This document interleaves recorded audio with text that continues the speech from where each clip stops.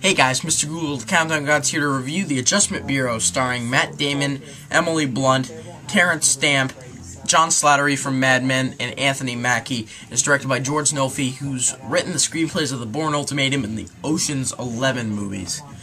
And I'm sorry I didn't get this review up earlier, but me, like everyone else, has been watching the hilarious Charlie Sheen interviews. Winning! Adjustment Bureau stars Matt Damon as David Norris, an inspiring governor who's a rebellious type. That means he drank beer in college. And after he has an encounter with Emily Blunt's character, he strikes an awesome, realistic chemistry with her, and it's awesome. I love that part of the movie. But apparently, the Cockblock Bureau, the Adjustment Bureau, yeah, has this different approach to Matt Damon's character throughout his whole entire life. And Matt Damon's character, by chance, met Emily Blunt, by chance. But Matt Damon's like, you know what? Since I'm a rebellious type, I'm gonna fight for my right to party and love. Well, not the party part, but the love. I don't know. Beastie Boys was on my mind. I don't know. On to the good things. First of all, the chemistry between Emily Blunt and Matt Damon was spectacular. They had so good dialogue presented to the screen. They had some of the best dialogue I've heard all year. Very realistic and very unique, I thought.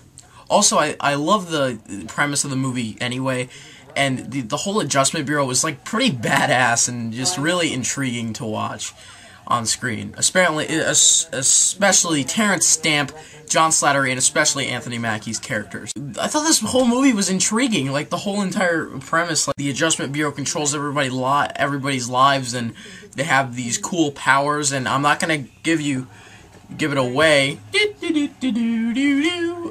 Hint: Matt Damon was awesome in this movie.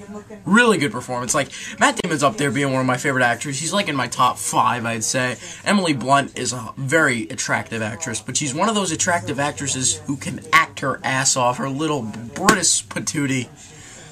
Anthony Mackie, I thought, was the best in the cast. I thought he was fantastic in this movie.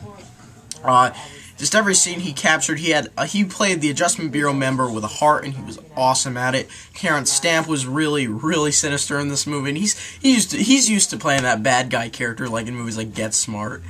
I don't think that's a really good comparison, but okay.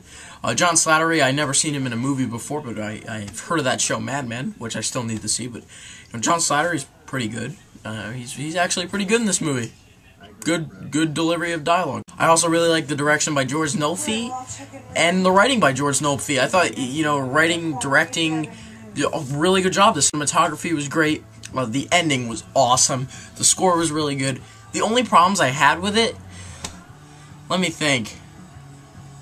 Now, the only problems I had with it was that there are multiple periods of time in this movie that they just fast forward like 5 years, 3 years, 4 months later, and it just happened way too many times, and I thought that was a little too convenient. But that's just a little nitpick I had, and like a tiny, pacing problem. Very close to a 9.5 out of 10, but I'm gonna give it a 9. It's one of the best of the year. So I'm Mr. Google, and Battle Los Angeles. Yes, winning.